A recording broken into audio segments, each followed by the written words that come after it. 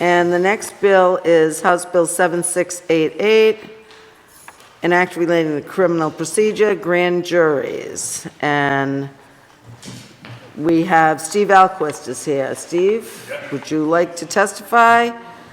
And this permits grand juries to issue reports and provides for a process for review and acceptance by the Superior Court for dissemination to the public. Right. Welcome. Thank you.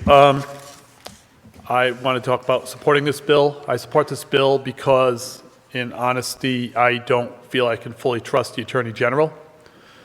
There have been several prominent incidents where law enforcement officers have behaved in ways that might be criminal, and when a grand jury has been used, those officers have escaped being charged.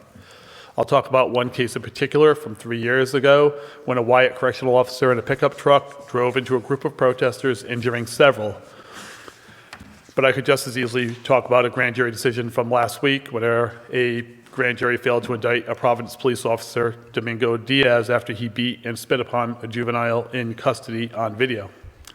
Instead of charging Wyatt CO Thomas Woodruff, the grand jury delivered a no true bill, that is, no charges were brought. As a person who witnessed and filmed that event, I was surprised because what I and many others present that night saw was what looked like an assault with a deadly weapon. I spoke to several people who were called before that particular grand jury, both witnesses and victims. They expressed to me that Stephen Dambrook, the prosecutor whose job it was to make the case against Woodruff, instead went after them, the witnesses and victims of the alleged crime, for protesting outside the Wyatt. These witnesses and victims felt that they were on trial, not the man driving the truck. So what happened in that grand jury? We won't know because the public has no way of seeing inside the process, right? It's a black box into which we put information, we get a decision out, and the public has no clear understanding of how the grand jury process works or what the particulars were that informed the decisions they made.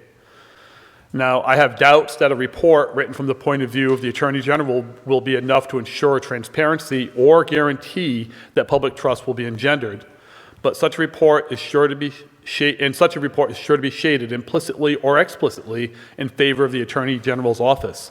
But such reports will give the public more information about the reasons and motivations behind the actions of the Attorney General, and give the public a better understanding of why decisions that seem to consistently favor law enforcement to the detriment of communities of color are rendered by this grand jury, or by the grand jury.